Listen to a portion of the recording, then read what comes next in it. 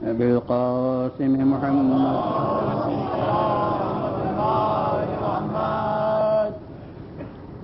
خاتم النبيين وآله الطيبين الطاهرين المعصومين. أما بعد، وقد قال الله سبحانه في كتابه المبين وهو أصدق الصادقين: قد أفلح المؤمنون الذين هم في صلاتهم خاشعون.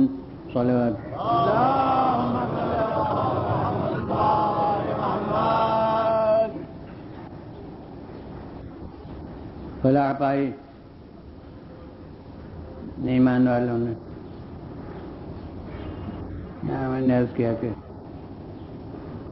ایمان مبہم لفظ کے طور پر استعمال ہوا ہے مومن میں، اور کاہے پر ایمان اس کا ذکر یہاں نہیں ہے. وہاں سورہ بقرہ کی ابتدائی آیات میں جو آخر میں معیار فلاح بتایا ہے، وہاں شروع میں ہدی للمتقین الذین یؤمنون بالغیب، ہدایت ہے ان متقین کے لیے جو غیب پر ایمان لاتے ہیں. اس غیب میں نے کہا کہ پوری دنیا دین و ایمان داخل ہے، اور کل اس کے متعلق اب یہ جب ایمان کی لفظ آ گئی ہو پھر ایمان غیب پر، تو یہیں سے دین اور مذہب کا تصور پیدا ہوا. یعنی جو دین رکھتے ہیں اور مذہبی حقائق کے ماننے والے ہیں، ان کے واسطے فلاح ہے. اب یہاں جو چیز ایک موضوع کی طرح ابھر کے سامنے آتی ہے وہ یہ ہے کہ اصلی مقصد خلق خدا کی اصلاح ہے. اصلی مقصد یہ ہے کہ دنیا بھلائیوں کے راستے پر آئے اور برائیوں کے راستے سے الگ ہو. تو اس کے لیے ہمارے سامنے تین چیزیں آتی ہیں. ایک قانون ملکی قانون کہیں کا بھی، اور دوسرے اخلاق، اور تیسری چیز مذہب. تیجا طبقہ کہتا ہے کہ معیار فلاح و نجات و قرآن یہ کہہ رہا ہے کہ وہ دین و ایمان ہے. اب اس کے ساتھ اعمال صالحہ کی ایک دنیا ہے جو اس کا ذکر ہوتا ہے، مگر اس سب کا سرنامہ دین و ایمان. اب یہ ہے کہ آخر ان سب میں کیا مفاد کے لحاظ سے فرق کیا ہے. قانون وہ بھی انسان کو پابند بناتا ہے اور بے راہ رویوں سے روکتا ہے. تو اب وہ اسی مقصد کا حامل ہے، تو اس کے ساتھ پھر مذہب کی کیا ضرورت ہے. اخلاق وہ مستقل علم ہے، اس میں اچھائیاں بیان ہوتی ہیں اور برائیوں کا ذکر ہوتا ہے، اور اچھائیوں کی دعوت دی جاتی ہے اور برائیوں سے روکا جاتا ہے. تو بس وہ نظم و ضبط و اصلاح خلق کے لیے وہ اخلاق بھی وہی کام انجام دیتا ہے.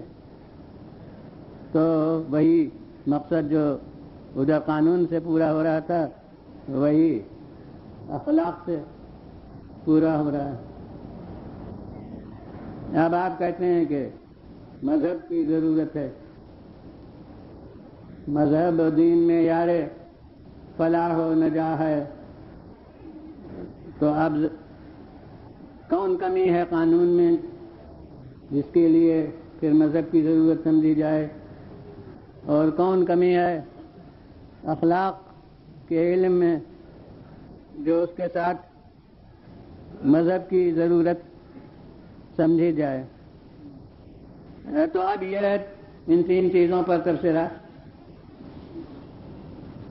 جہاں تک کہ موقع ہوگا وہ آپ کے سامنے کیا جائے گا، قانون اور اخلاق اور مذہب۔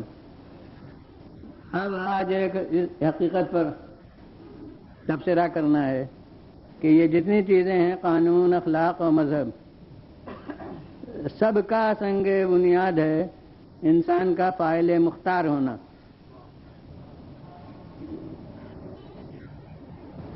یعنی انسان اچھے کام بھی اپنے اختیار سے کرتا ہے اور برے کام بھی اپنے اختیار سے کرتا ہے، یہ سب کا سنگ بنیاد ہے۔ ورنہ اگر انسان مجبور ہے، اس میں ارادہ اختیار کا اس کے دخل نہیں ہے، جس ڈھرے پر چلایا گیا ہے اس ڈھرے پر وہ چل رہا ہے،